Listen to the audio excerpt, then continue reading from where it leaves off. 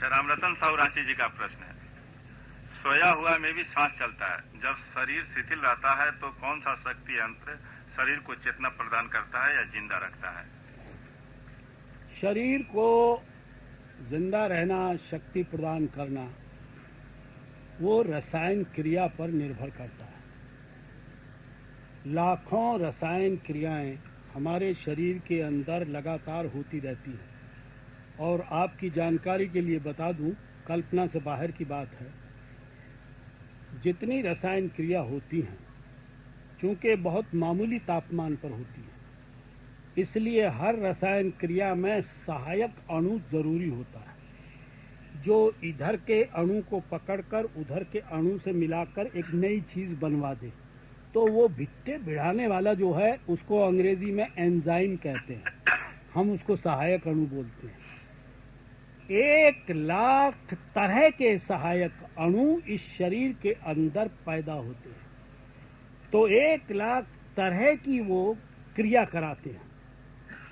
उन क्रियाओं के करने में ऊर्जा चाहिए। ऊर्जा मिलती है हमको तेल से, चिकनाई से, मीठे से, और कभी कभी जब ये ना रहे तो प्रोटीन से। इसलिए जो हम ऊर्जा प्राप्त करते हैं, पहले कहां से? सूरज से। सूरज की धूप ने ऊर्जा दी पत्ते के अंदर। पत्ते के अंदर क्लोरोफिल ने उस ऊर्जा को पकड़ लिया, कैद कर लिया, और उस ऊर्जा से रसायन क्रिया की।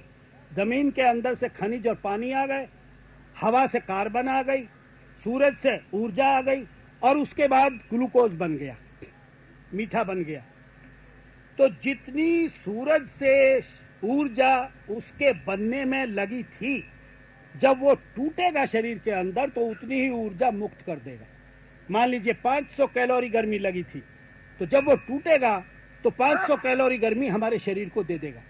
तो शरीर को चलाने का काम अल्टीमेटली वो ऊर्जा आती है सब सूरज से, लेकिन रसायन क्रिया द्वारा हम उसको प्राप्त करते हैं, और बिना ऑक्सीजन के वो टूट फूट हो नहीं पाती। सारी रसायन क्रिया ऑक्सीजन के माध्यम से होती है। इसलिए जब हम सोते हैं तब भी उतनी ही रसायन क्रिया शरीर में होती है जितनी जागते में होती है। हम उसको नहीं कर रहे हैं, वो ऑटोमेटिक है, स्वचालित है, हमको उनका ज्ञान भी नहीं है। आज जीव विज्ञान उसको जानने लगा है, वो अलग की बात है, लेकिन अगर हम इस मस्तिष्क से जानने की कोशिश करें तो ये मस्तिष्क बाहर की बातों को आपको जना देगा। आपके अंदर क्या हो रहा है, आप खूब आंख फाड़ कर अपनी उंगली देखिए कि इसके अंदर क्या क्या हो रहा है। हजारों बातें घटनाएं घट रही हैं, लेकिन हम उसका पता नहीं लगा सकते, क्योंकि उसकी अनुभूति करने के लिए हमारे पास कोई व्यवस्था नहीं है।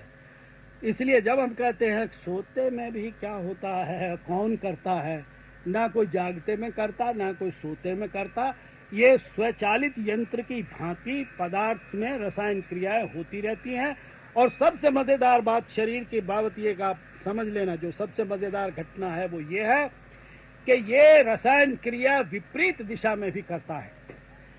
मान लीजिए शरीर को जरूरत है तेजाब की, तो तेजाब बनना शुरू होगा, और बनते बनते एक स्थिति आएगी जब वो बनना बंद हो जाएगा, और अगर ज्यादा बन गया है तो विपरीत दिशा में वो तेजाब से अल्कली बनना शुरू हो जाएगा। और ये जो संतुलन है, यही हम सबको जिंदा रखे हुए है।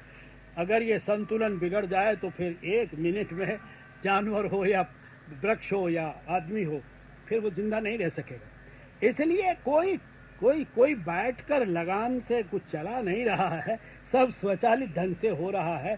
सोने में और जागने में शरीर में कोई फर्क नहीं है। सोएगा आपका मस्तिष्क का एक हिस्सा और जागेगा मस्तिष्क का एक हिस्सा, पर 90% 90% जो मस्तिष्क है वो तो 24 घंटे इस शरीर को चलाने की कार्यक्रम में लगा हुआ है, आदेश देने में और स्पंदन लेने में।